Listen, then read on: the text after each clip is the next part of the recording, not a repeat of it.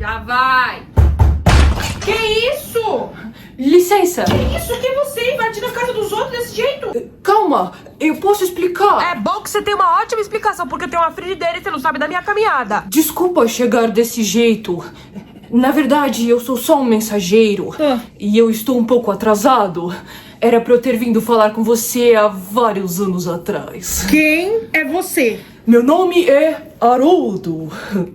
E eu vim te fazer um convite. Convite? Eu vim te dizer que você tem magia dentro de você. E que você pode se tornar um grande bruxão. Bruxona. Bruxinha.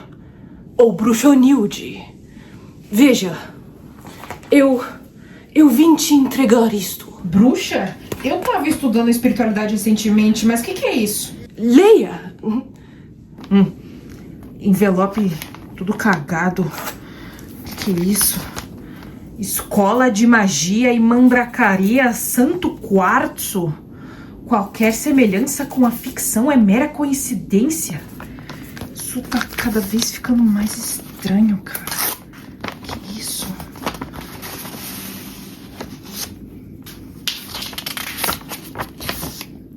Você está sendo convidado a ingressar na Escola de Magia e Mandracaria Santo Quartzo. Qualquer semelhança com a ficção é mera coincidência, que tem como proposta ensinar a magia da vida real. Veja bem, meu jovem, não é como se a magia realmente existisse. Ela existe, sempre existiu debaixo do seu nariz. Você sempre foi capaz de tocá-la, vê-la e usá-la. Na verdade, ela sempre esteve dentro de você. Mas seu conhecimento sempre em volta dos véus do ocultismo para se manter preservada. Mas o tempo passou e o desenvolvimento da tecnologia agora permite que esse conhecimento chegue até você. Nós não ensinaremos você a transformar pessoas em sapo. Aqui não é Hollywood, mas sim a vida real. No primeiro ano, teremos as matérias de shifting e transfiguração, alquimia e poções, proteção contra a magia do mal, criaturas mágicas, herbalismo, artes divinatórias e astrologia. Embarque nessa jornada e continue aqui presente. Mandei o Haroldo te buscar. Ele costuma ser meio indelicado. Por favor, releve sua presença e já peço perdão adiantado, seja lá o que ele tenha feito. Estou ansiosa para te encontrar. Material de estudos, um grimório e uma pena. Ah, pode ser um caderno e uma caneta. Você também pode fazer o seu próprio grimório. Solve et coagula. Atenciosamente, Diretora Morgana. Entendeu tudo? Acho que sim. Então venha comigo. Sim?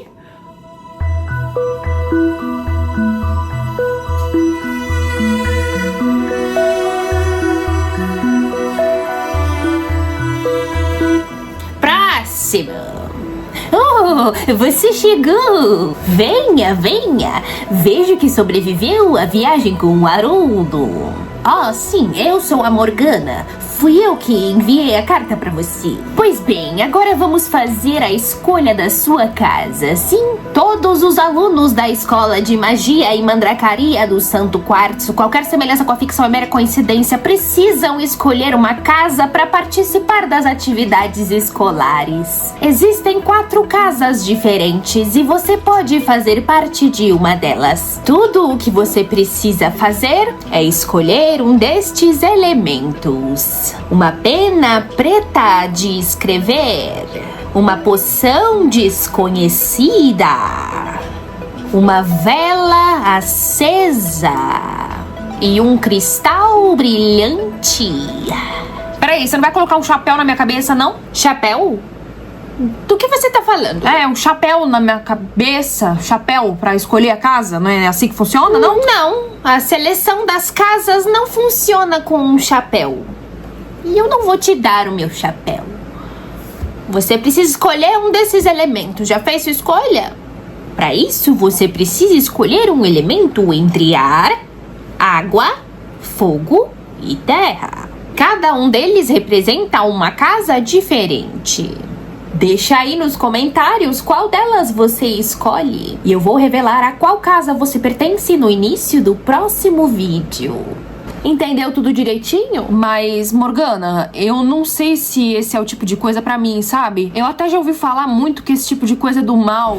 Por que é que eu vim parar aqui mesmo? Pois bem, o papel das aulas não é fazer você acreditar em uma vertente específica, mas sim te conectar com o seu verdadeiro poder e explicar a espiritualidade pra você através de várias vertentes. Veja, eu te mandei este convite porque eu sei que você busca uma resposta. Você quer encontrar a verdade sobre a consciência que habita por trás das janelas dos teus olhos. No fundo, você sabe que esse poder não está em nenhum lugar externo a você. A verdade que você busca existe num grande quebra-cabeça celeste. E só pode enxergar a imagem completa aquele que analisar peça por peça, verdade por verdade.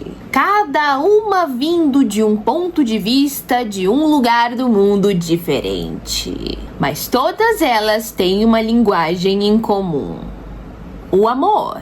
Enquanto no seu coração você sentir que o que está sendo ensinado aqui é o amor, você é muito bem-vindo a ficar e também a ir embora a qualquer momento que achar necessário. Mas se decidir ficar, você precisa abrir a sua mente. Bom, agora pegue o seu grimório e eu espero que você esteja pronto, porque a sua próxima aula começa daqui a 5 segundos.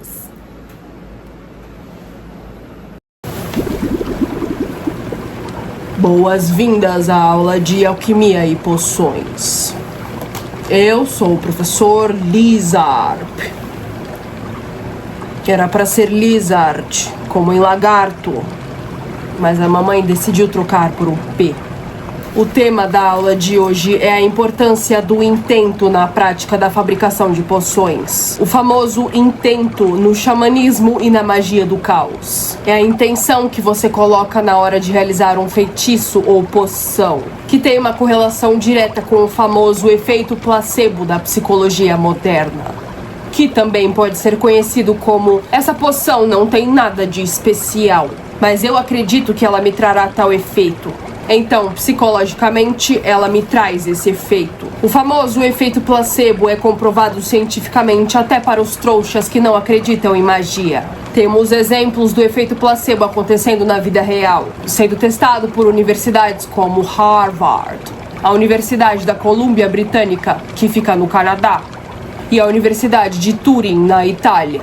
Fabrizio Benedetti é professor de neurociência na Universidade de Turim, na Itália. Já conseguiu comprovar melhorias através do efeito placebo em doenças como o Parkinson. Ele fez testes aplicando medicamentos em pessoas que estavam recebendo cirurgias no cérebro. E aproximadamente metade das pessoas conseguiu melhoria simplesmente por acreditar que aquele remédio faria bem, sendo que estavam apenas recebendo uma substância salina, água e sal. Além de comprovar cientificamente o efeito placebo, Fabrizio também comprovou a ideia do efeito nocebo. Quando você acredita que uma substância trará efeitos negativos, esses efeitos negativos tendem a piorar.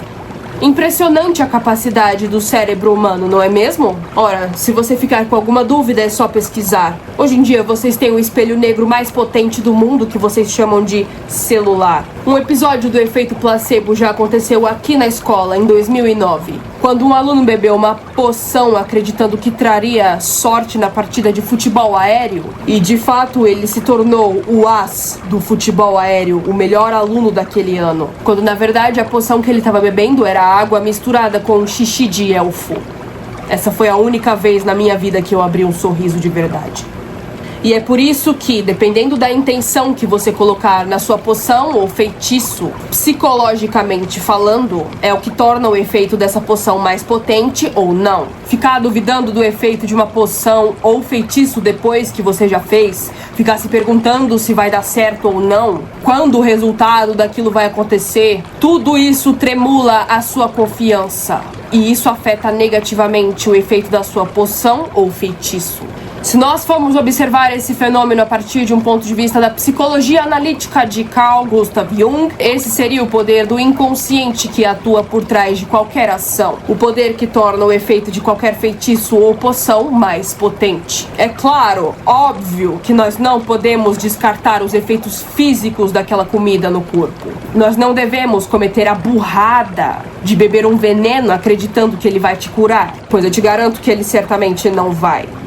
Uma coisa que nós precisamos aprender desde o início da nossa prática mágica é que quanto mais alinhado o plano mental estiver com o plano físico, mais efetivo será o efeito da sua poção ou feitiço.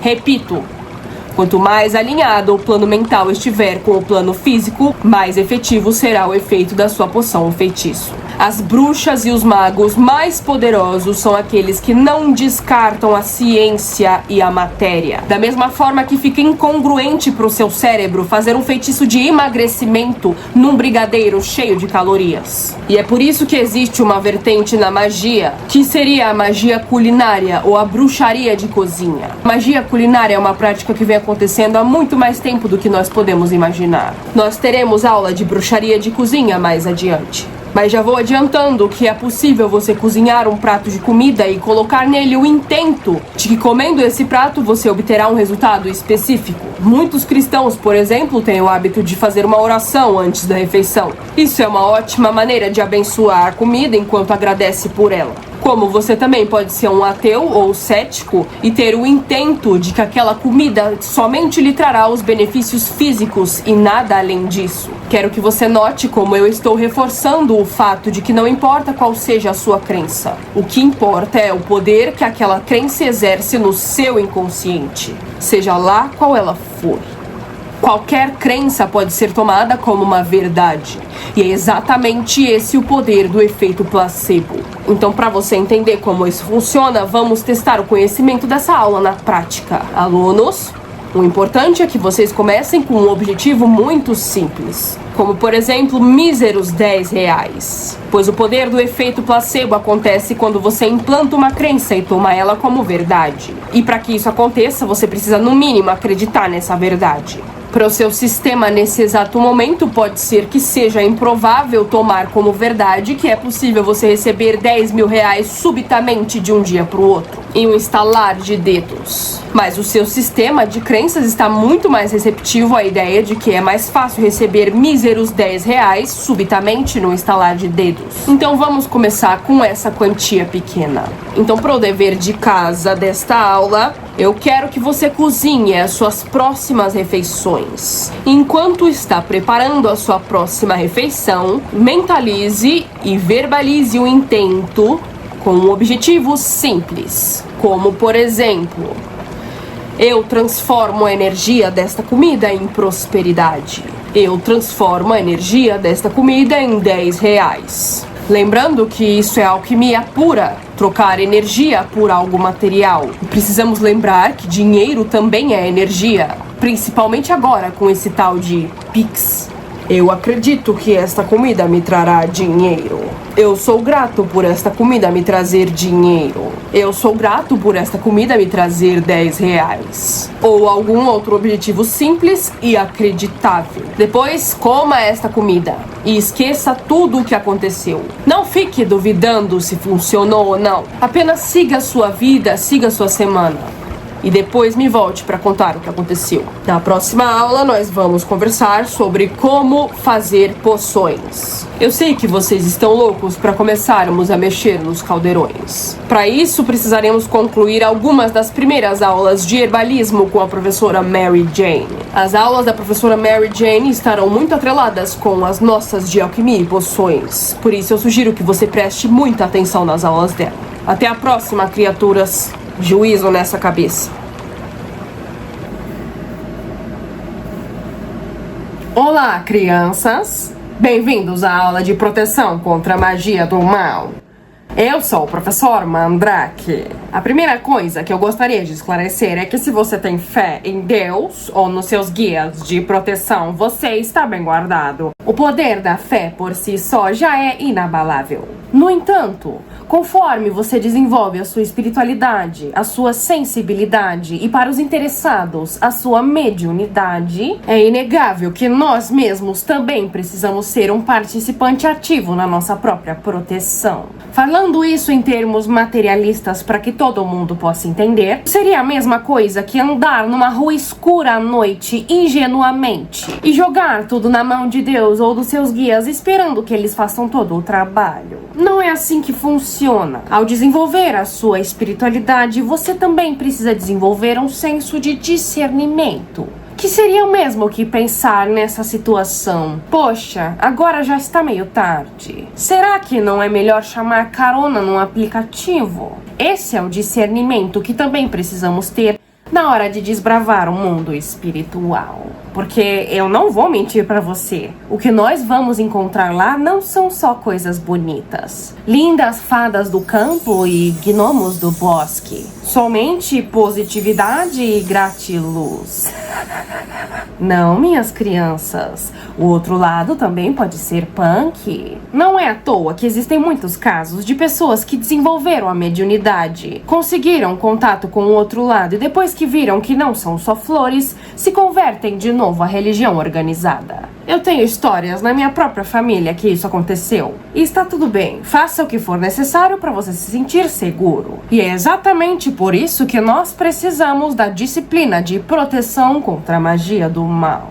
Na aula de hoje nós vamos falar sobre sigilos mágicos. Sigilo é um símbolo criado com um propósito de implantar uma crença no seu inconsciente. Geralmente ele é criado com um propósito específico de conduzir alguma energia para uma direção específica. Isso seria uma forma de você ultrapassar as camadas conscientes do seu cérebro, que é a parte de você que julga e duvida, e implantar uma intenção em forma de símbolo diretamente onde acontece a programação na sua mente. Os símbolos das religiões populares, por exemplo, não são considerados sigilos propriamente ditos, porque um sigilo é um símbolo criado com uma intenção específica. Mas se olharmos para Cruz Ankh, por exemplo, que veio da vertente egípcia, é um símbolo da vida eterna, da vida após a morte e também da proteção, pois representa o sagrado feminino e é o símbolo de um útero. Como o pentagrama também, símbolo da bruxaria e adotado pela Wicca. Mas é muito, muito mais antigo do que isso. Ele ainda é visto como um símbolo do mal, porque pode ser utilizado para propósitos carnais quando está virado para baixo. Mas quando ele está virado para cima, acredite ou não, ele é um símbolo de proteção. Independente da posição dele, as 4 pontas de baixo sempre vão representar os 4 elementos: água, fogo, terra e ar. A ponta de cima sempre representa o éter ou o espírito, se encaixando perfeitamente num corpo humano, como pode ser observado no homem vitruviano de Da Vinci. Foi o médico e ocultista Henrik Cornelius Agrippa que desenhou um corpo humano explicitamente desenhado dentro de um pentagrama. O pentagrama para cima indica que o espiritual está acima do material. Para isso, ele é muito utilizado para feitiços espirituais, como proteção, saúde e prosperidade e amor no sentido mais amplo das palavras. Quando você vira o pentagrama para baixo, cada ponta continua significando a mesma coisa. E agora quer dizer que o material está acima do espiritual. Por isso, o pentagrama para baixo sempre é visto sendo utilizado em rituais e feitiços para questões carnais, como luxo, fama ou uma amarração de uma pessoa específica. Mas o pentagrama em si é um símbolo muito ambíguo. Ele pode ser utilizado tanto para o bem quanto para o mal. Quero que você me explique por que isso se difere tanto do símbolo da cruz, hein? O símbolo do peixe para o cristianismo primitivo representava a salvação, a fé e a esperança no momento das perseguições, pois, para quem não sabe, os cristãos foram perseguidos pelos romanos durante muitos anos. Na época que os cristãos eram perseguidos, quando um cristão queria identificar se outra pessoa também seguia a palavra de Cristo, ele geralmente desenhava um arco na areia. E se a outra pessoa também manjasse, ela completava esse arco fazendo a imagem do peixe. E essa é a lenda de como os seguidores de Cristo se identificavam durante as perseguições romanas. O símbolo do Om no hinduísmo representa o som que o universo faz. Esses são os símbolos principais que estão implantados no imaginário coletivo. Mas seu sigilo mágico é um símbolo que você mesmo pode criar e implantá-lo com uma intenção específica no seu subconsciente. Primeira regra de proteção contra a magia do mal. Nunca, repito, nunca, sob hipótese alguma, jamais utilize sigilos criados por outra pessoa na internet. Os famosos sigilos públicos. Você não tem como saber a verdadeira intenção daquela pessoa ao criar o sigilo. Qualquer malandro pode perfeitamente criar um sigilo que vai sugar a sua energia e converter em dinheiro no próprio bolso. E publicar na internet dizendo que é um sigilo de prosperidade. Sim, de todo modo, acredito que vocês vão debater sobre a importância do intento com o professor Lizard. É muito mais seguro que você crie o seu próprio sigilo com a sua própria intenção do que utilizar um sigilo público que foi criado por uma outra pessoa. Não estou falando sobre os símbolos de religião que nós vimos agora há pouco. Então agora vamos aprender como criar um sigilo para uso pessoal, agora mesmo. Vamos fazer isso utilizando o método do círculo de Austin Osman Spare. Eu não recomendo que vocês usem celulares para fazer isso. O mais recomendado é criar o seu sigilo manualmente, pois só assim você aplica o seu intento. Agora vamos criar o nosso próprio sigilo de proteção, porque essa é a aula de proteção contra a magia do mal. Como eu disse, não use sigilos criados por outras pessoas, mas vocês vão me ver agora criando esse sigilo do zero, para você também aprender o passo a passo de como criar os seus próprios sigilos. O primeiro passo para criarmos o nosso próprio sigilo é criar uma frase no momento presente que represente aquilo que você quer manifestar. Como essa é a aula de proteção contra a magia do mal, a nossa frase será: eu estou protegido. Ou, melhor ainda, eu sou protegida. Notem como as duas frases estão no momento presente. E também como dizer eu sou, além de estar correto gramaticalmente, indica uma ideia de permanência, mais do que eu estou. Então vamos utilizar o eu sou ao invés de eu estou. Após isso, nós vamos descartar todas as letras desta frase que se repetem. A intenção aqui é fazer com que as letras que se repetem nesta frase apareçam somente uma vez. Isso acontece porque a linha do sigilo já vai passar por ela de qualquer forma. Vocês vão entender isso na prática. Então agora vamos cortar todas as letras que se repetem. São essas as letras que restaram. Agora vamos fazer o círculo e dispor as letras do nosso alfabeto ao redor desse círculo, que vai do A até o Z. Depende do alfabeto que você estiver usando. Também é muito poderoso converter a sua frase para o latim ou para o hebraico. Mas como nós estamos no começo, vamos com o português mesmo. Então agora é o momento que você precisa conectar nesse círculo as letras da sua frase. Vamos lá, crianças? Esse é o nosso sigilo. Agora, a próxima etapa do processo é implantar esse sigilo no nosso sistema de crenças. E nós fazemos isso através do estado de gnose, que seria o estado alterado de consciência. Existem muitas formas saudáveis e naturais de você atingir o estado de gnose. Mas por quê? Por que nós precisamos do estado alterado de consciência? O objetivo aqui, como a gente já falou, é ultrapassar os limites do consciente. Pense numa coisa, para você sofrer um trauma e ficar com uma crença proveniente desse trauma implantada em você o resto da sua vida, influenciando as decisões que você toma, basta apenas uma vez. Uma vez é o suficiente, porque o trauma exige uma grande carga emocional envolvida. Então, implantar o sigilo na sua mente através do estado de gnose seria a mesma coisa que implantar uma crença no seu inconsciente, estando com os véus da mente mais sublimes. E como eu disse, você pode atingir o estado de gnose através de várias formas saudáveis, como a meditação, por exemplo, encarando o símbolo por um certo período de tempo sem interrupção. Também existem comprovações de que é possível atingir o estado de gnose através de exercícios físicos ou exaustão corporal. E também com uma técnica de respiração. Existe uma específica chamada método Wim Hof, de um homem que gosta muito de ir para lugares frios e gelados, utilizar essa técnica de respiração para ficar nos lugares frios e gelados. Outros 2 momentos em que você fica em estado de gnose são logo após acordar e logo antes de dormir. Estou falando de uma questão de segundos. Isso acontece pois é nesses momentos que o seu cérebro ainda está tentando assimilar o que é real do que não é. E é nesse momento que fica muito mais fácil implantar uma crença no seu inconsciente. Por isso seria recomendado deixar o sigilo perto de onde você dorme. Como vimos, existem várias formas de atingirmos o estado de gnose. Mas também preciso pontuar que se você for estudar a magia do caos, você também vai ver em algum lugar que substâncias psiconáuticas também são um atalho para atingir um estado alterado de consciência.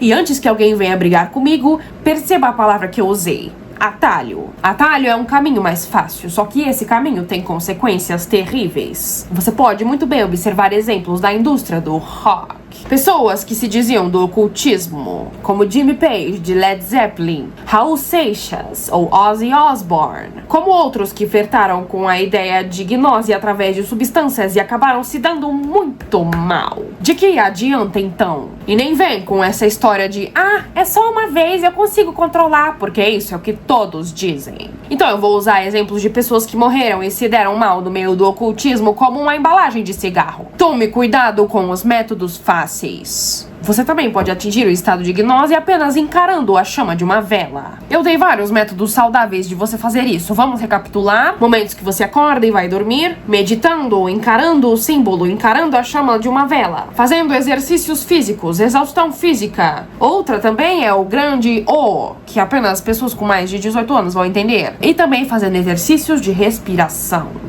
Então, para concluir, a melhor forma de você colocar alguma coisa no seu inconsciente, como o sigilo que acabamos de criar, é você ficar encarando esse sigilo durante um pico de emoção ou um estado alterado de consciência. Então agora, para finalizar a aula, eu vou pegar os meus óculos de gnose e meditar em cima do sigilo que criamos. Mentalizamos que estamos protegidos. Vocês estão prontos? Eu sou protegido. Eu sou protegido. Peço discernimento para sempre escolher os melhores caminhos para voltar para casa. Eu sempre escolho o caminho mais seguro de casa e me permito seguir a intuição. E agora é o momento que muitos praticantes de magia gostam de destruir o sigilo, queimando ele, por exemplo. Outros somente guardam e esquecem completamente da existência dele. O importante é que agora que o sigilo foi implantado no nosso subconsciente, nós não devemos ficar nos perguntando se deu certo, se funcionou, e nem ficar se perguntando quando vai acontecer alguma coisa. É por isso que muitos magos o destroem. Porque o que foi enviado para o subconsciente deve ficar lá. Se você ficar se lembrando, você vai estar trazendo de volta para o consciente. Não é isso que queremos. Então esquece e bola pra frente. Na próxima aula, nós iremos conversar sobre o que são os famosos obsessores e como se livrar deles. Até lá!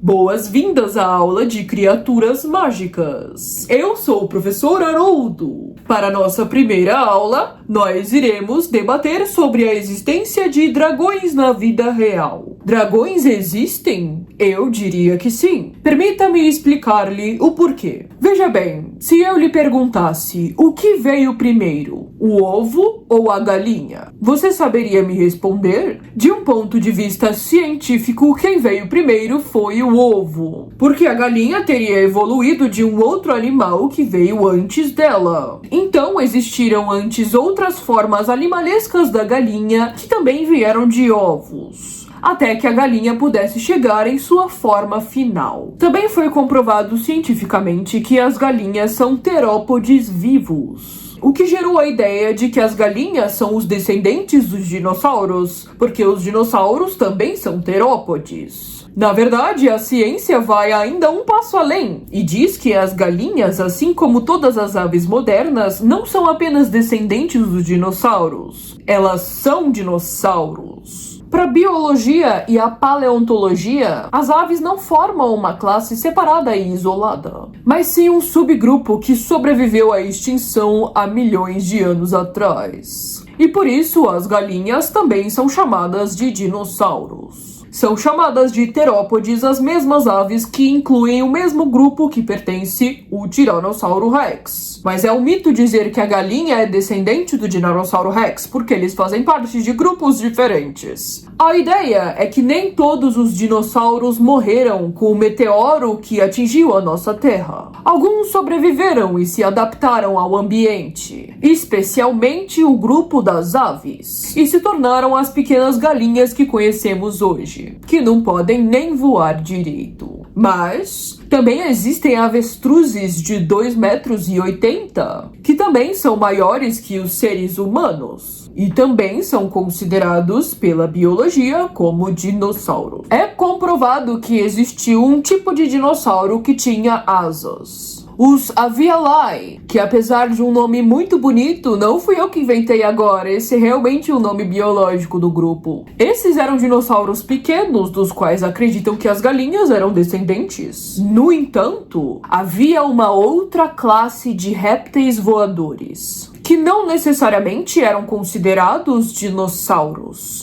como o Quetzalcoatlus, o maior animal voador que já existiu. Ele tinha de 5 a 6 metros de altura e podia atingir até 12 metros de envergadura, ou seja, da ponta de uma asa até a outra, ficando maior que uma girafa em pé. Os famosos pterossauros também são considerados do mesmo grupo que o Quetzalcoatlus, que seriam da ordem Reptilia. Pois bem, agora me diga, qual é a definição de um dragão? Um dragão é um réptil gigante e voador que possui a capacidade de tacar fogo nas pessoas. Pelo menos o dragão medieval europeu. E agora, qual é a definição de um dinossauro voador ou do Quetzalcoatlus? Um Quetzalcoatlus é um réptil voador gigante, mas apenas com a estrutura óssea dele não é possível descobrir se ele era capaz de soltar fogo, pois essa capacidade provavelmente não estaria presente na estrutura óssea. Animais que soltam química do corpo, mas de formas diferentes do fogo, produzem e liberam substâncias por glândulas, saliva, pele ou órgãos especializados, nunca pelos ossos.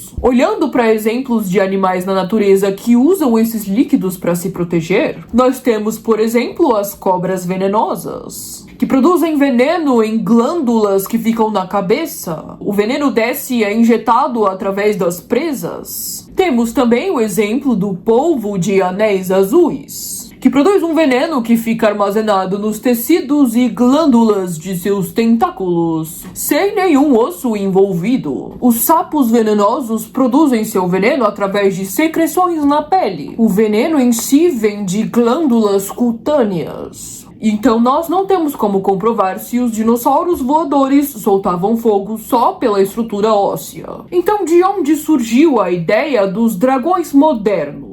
A ideia dos dragões surgiu do imaginário coletivo. Hermann Hesse, um escritor alemão que publicou seu livro Demian, que inclusive ganhou o Prêmio Nobel de Literatura, tem ideias fortemente inspiradas na psicologia analítica de Carl Gustav Jung. E ele escreveu que se toda a humanidade se extinguisse e restasse apenas um garotinho sem muita inteligência sobre muita coisa, esse garotinho ainda assim seria capaz de reinventar todas as histórias que nós conhecemos, como os contos de fada ou as histórias de heróis, e redescobrir a história da humanidade, e tudo isso por conta do imaginário coletivo. O indivíduo é apenas uma peça que faz parte de um coletivo. A prova real disso é que nós temos a existência do dragão medieval europeu e do dragão oriental chinês, que no caso não cospe fogo, mas também é um dragão. Como é que duas partes diferentes do mundo chegaram num consenso sobre o que era um dragão? Isso é porque dragões existiram e de fato habitaram o nosso mundo. E nós não temos como descobrir se eles de fato cuspiam fogo ou gelo só por conta da estrutura óssea. Mas veja que detalhe interessante. Na astrologia chinesa, os signos são representados por animais que realmente existem. São 12 animais existentes. Temos a cobra, temos o cavalo, temos o coelho. O único animal que aparentemente não existe seria o dragão.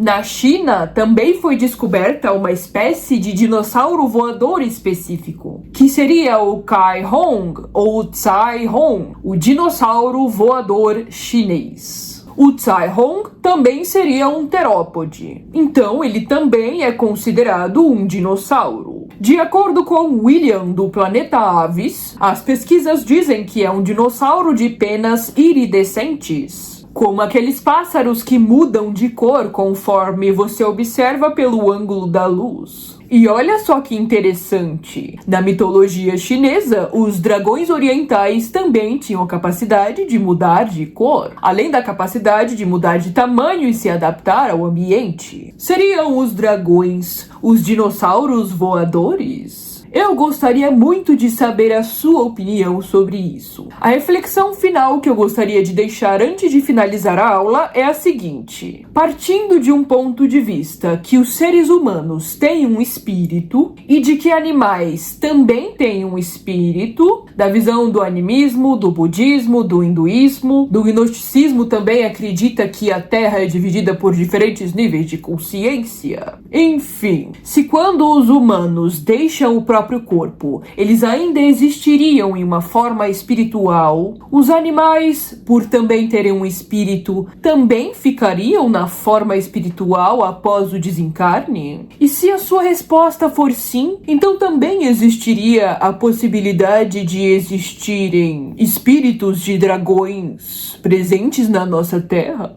Vamos responder a esta pergunta nas próximas aulas. E na aula que vem nós falaremos sobre seres elementais da bruxaria. Os famosos gnomos e fadas, salamandras e sereias. Esses seres realmente existem, mas não da forma que você imagina. Te vejo na próxima.